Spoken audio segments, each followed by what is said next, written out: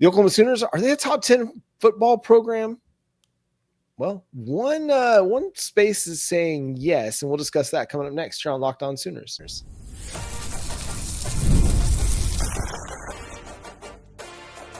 You are Locked On Sooners, your daily podcast on the Oklahoma Sooners. Part of the Locked On Podcast Network, your team every day.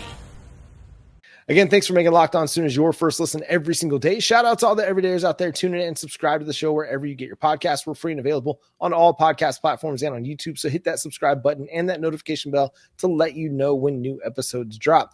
Jay, the Oklahoma Sooners are viewed as a top 10 program in valuation, according to the Wall Street Journal. So this is a analysis of programs based on what they would be worth if they could be bought and sold like other professional sports teams, which I find it to be very, very fascinating, because we know that as college football changes, there are venture capitalists that are actually trying to get a little piece of these football programs through some of their funding by almost buying stock in programs and being investors in programs. So it's kind of wild, the whole process of all this, but I think what this goes to show is that even in a down year or after a down year, Oklahoma is viewed as one of the 10 best programs in college football.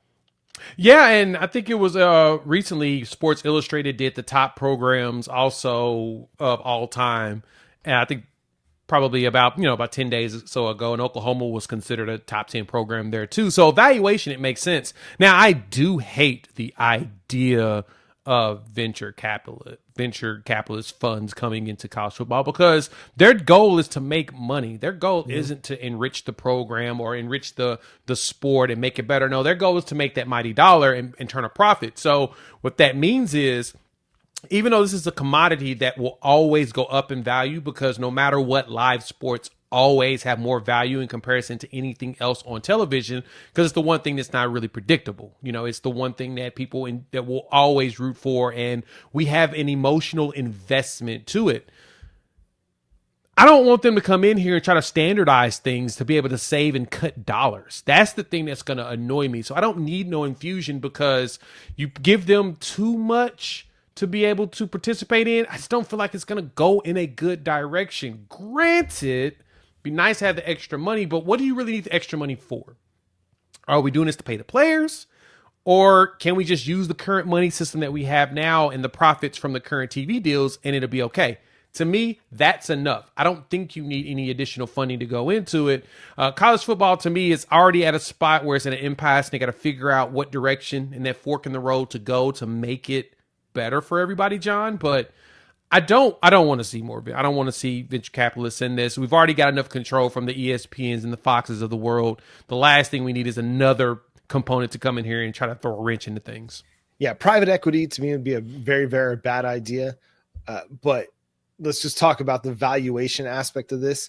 The Oklahoma Sooners coming at number 10, Ohio State number 1, Texas number 2, Michigan number 3, Georgia number 4. Other notables, LSU is at number 6, Tennessee at 8, Texas A&M at number 9. The Sooners sit in front of Alabama, Auburn, Florida, Arkansas. So, as far as an SEC team goes, what are they? 1, 2, 3, 4, 5. They're 6th.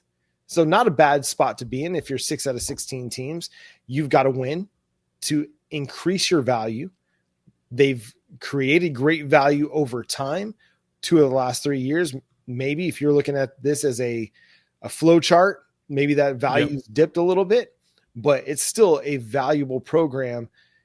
And I think we're going to continue to see it be successful and be valuable. You see recruits drawn to Oklahoma, and it's not just because of certain coaches. It's because Oklahoma, for much of these recruits' existence, has been one of the top programs in college football from a wins and loss standpoint. Exactly. Since 2000, Oklahoma was one of the few programs that's made it to a bowl game every single year, since the Stoops era. I think us and Wisconsin are the ones that have that streak right now. They're the only ones that have not missed a bowl game, since, 2000. So, it's one of the few programs that's been able to do that, and it's continued. Now, granted, we've had 2 losing quote unquote losing seasons at the end of the year when you add the bowl game since, BV has started. And that's more than what Bob Stoops has done the entire time he was a coach, as well as Lincoln Riley. But that doesn't matter at this point.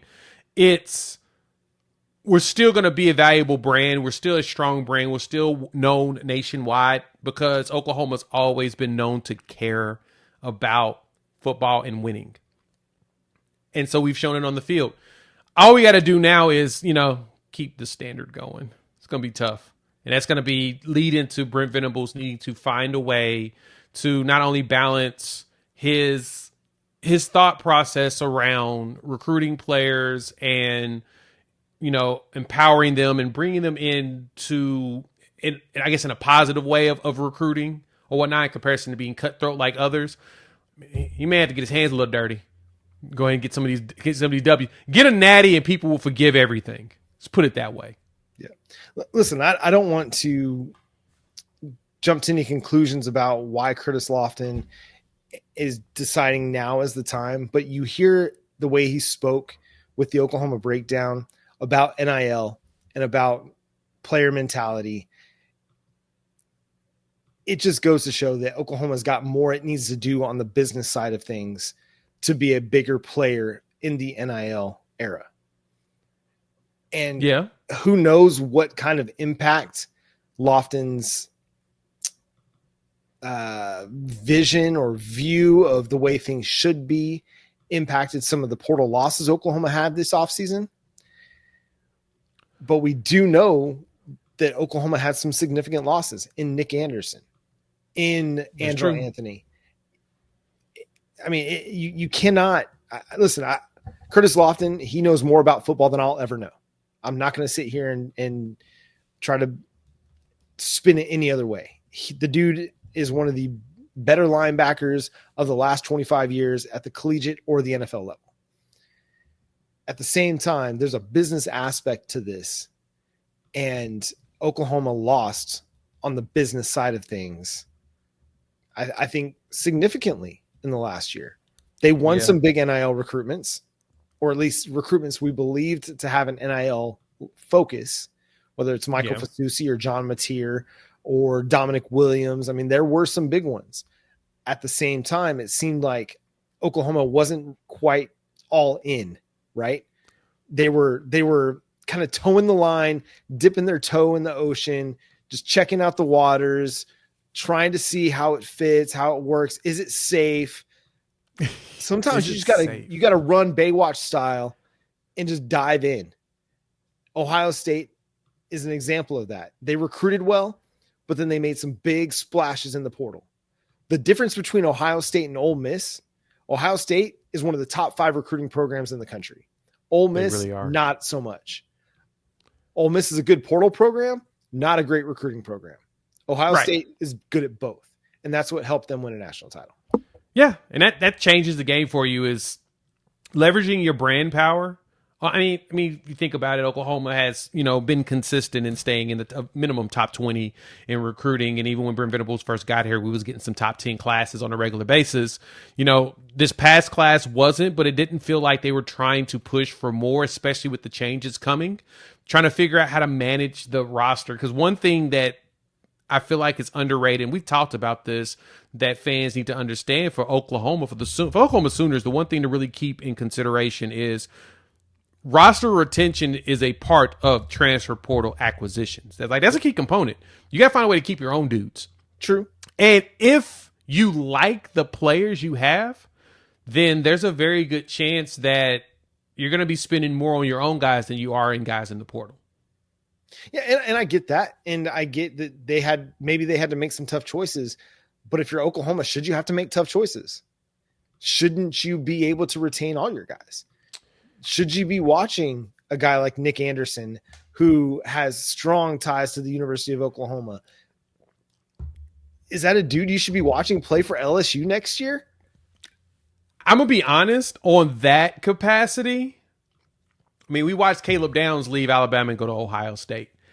I don't think anybody's immune to losing. I mean, Notre Dame just lost 2 of their starting offensive linemen. Same thing with Ohio State. I don't know in this era, I don't know if anybody's immune to people bouncing. Like, so when it comes to that roster retention, it's all about when they outplay their current deal, you got to up their pay.